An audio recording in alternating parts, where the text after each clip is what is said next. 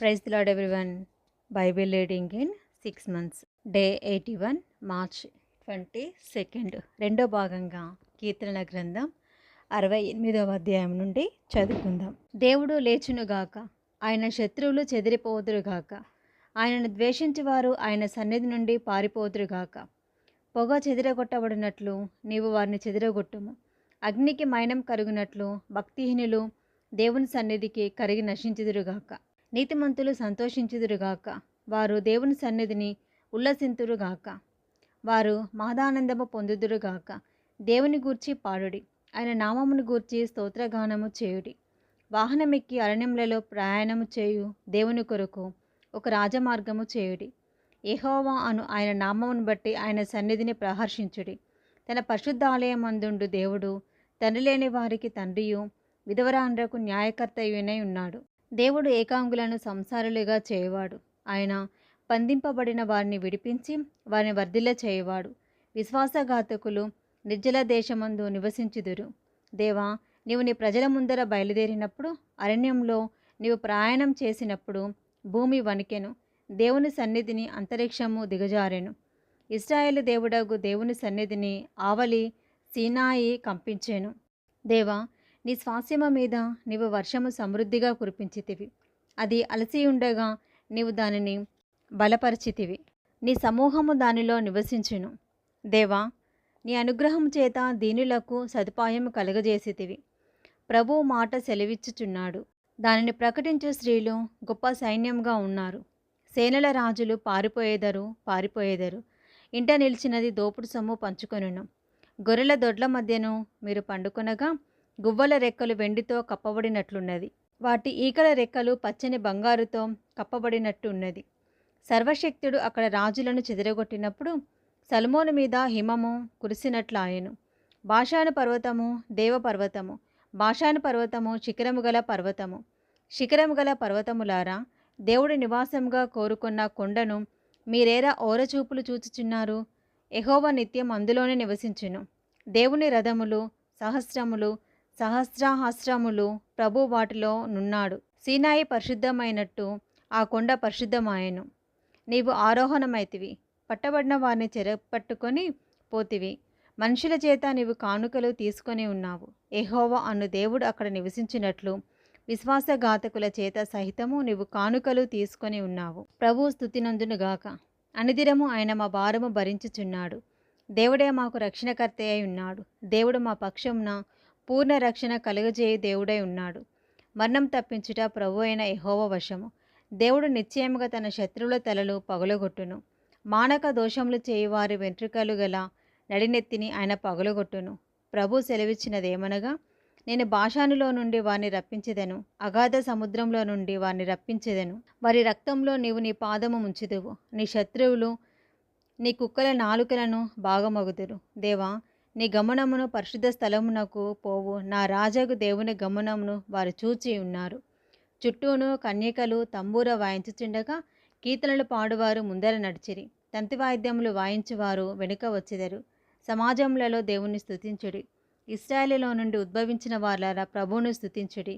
కనిష్ఠుడగు బెన్యామీను అను వారి ఏలికచ్చట నున్నాడు. యూదా అధిపతుల పరివారమచ్చట ఉన్నది. జెబూలూను అధిపతులను నఫ్తాలి అధిపతులను ఉన్నారు. నీ దేవుడు నీకు బలము కలగ నియమించి ఉన్నాడు. దేవా, నీవు మా కొరకు చేసిన దానిని బలపరచుము. యెరూషలేములోని నీ ఆలయమును బట్టి రాజులు నీ యొద్దకు కానుకలు తెచ్చెదరు. రెల్లోని మృగమును, ఆబోతుల గుంపును, దూడల వంటి జనములను లొంగి వెండి కడ్డీలను తెచ్చినట్లుగా వాటిని గద్దింపుము. కలహప్రియులను ఆయన చెదరగొట్టి ఉన్నాడు. ఐగుప్తులో నుండి ప్రధానులు వచ్చెదరు. కూషీయులు దేవుని తట్టు తమ చేతులు చాచుకొని పరిగెత్తి వచ్చెదరు. భూరాజ్యములారా, దేవుని గూర్చి పాడుడి, ప్రభువుని కీర్తించుడి. అనాదిగా నున్న ఆకాశ వాహన మెక్కువానిని కీర్తించుడి. ఆయన తన స్వరమును వినబడ చేయను. అది బలమైన స్వరము. దేవునికి బలాతిశయము నారోపించుడి. మహిమోన్నతుడైన ఆయన ఇశ్రాయేలు మీద ఏలుచున్నాడు. అంతరిక్షమున ఆయన బలాతిశయమున్నది. తన పరిశుద్ధ స్థలములలో దేవుడు భీకరుడు. ఇశ్రాయేలు దేవుడు తన ప్రజలకు బల పరాక్రమములు అనుగ్రహించువాడు.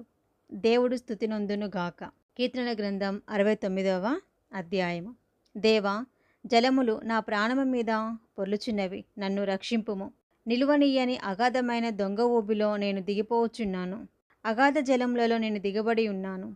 వరదలు నన్ను ముంచివేయుచున్నవి. నేను మొరపెట్టుట చేత అలసి ఉన్నాను. నా గొంతుగా ఎండిపోయెను. నా దేవుని కొరకు కనిపెట్టుట చేత నా కన్నులు క్షీణించిపోయెను. నిర్నిమిత్తముగా నా మీద పగబట్టువారు నా తల వెంట్రుకల కంటే విస్తారముగా ఉన్నారు. అబద్ధమును బట్టి నాకు శత్రువులై నన్ను సంహరింపగోరువారు అనేకులు. నేను దోచుకున్న దానిని నేను ఇచ్చుకొనవలసి వచ్చెను. దేవా, నా బుద్ధిహీనత నీకు తెలిసే ఉన్నది. నా అపరాధములు నీకు మరుగైనవి కావు. ప్రభువా, సైన్యములకు అధిపతగు యెహోవా, నీ కొరకు కనిపెట్టుకొని వారికి నా వలన సిగ్గు కలగనీయకము. ఇశ్రాయేలు దేవా, నిన్ను వెదుకువారిని నా వలన అవమానం నొందనీయకము. నీ నిమిత్తము నేను నిందనొందిన వాడనైతిని. నీ నిమిత్తము సిగ్గు నా ముఖమును కప్పెను. నా సహోదరులకు నేను అన్యుడనైతిని. నా తల్లి కుమారులకు పరుడనైతిని. నీ ఇంటిని గూర్చిన ఆసక్తి నన్ను భక్షించుచున్నది. నిన్ను నిందించిన వారి నిందలు నా మీద పడి ఉన్నవి. ఉపవాసముండి నేను కన్నీరు విడువగా అది నాకు నిందాస్పదమాయెను. నేను గోనెపట్ట వస్త్రముగా కట్టుకొనినప్పుడు వారికి హాస్యాస్పదుడనైతిని. గుమ్మములలో కూర్చుండి వారు నన్ను గూర్చి మాటలాడుదురు. త్రాగుబోతులు నన్ను గూర్చి పాటలు పాడుదురు.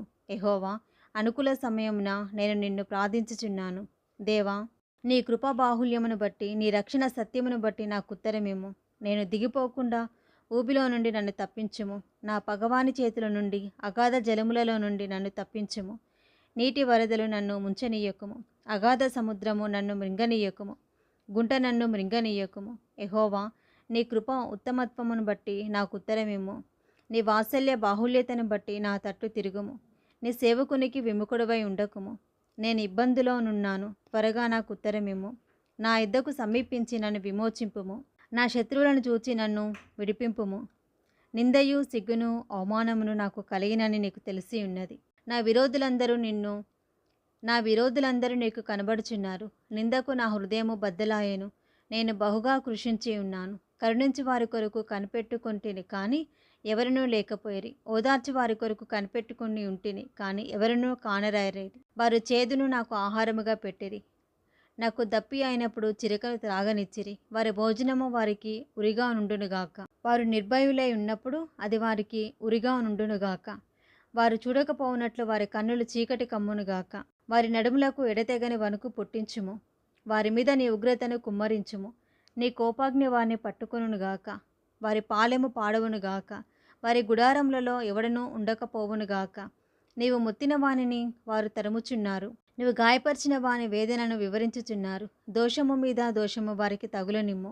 నీ నీతికి వారిని అందనీయకుము. జీవగ్రంథంలో నుండి వారి పేరును తుడుపెట్టుము. నీతిమంతుల పట్టిలో వారి పేర్లు వ్రాయకుము. నేను బాధపడిన వాడనై వ్యాకులపడుచున్నాను. దేవా, నీ రక్షణ నన్ను ఉద్ధరించునుగాక.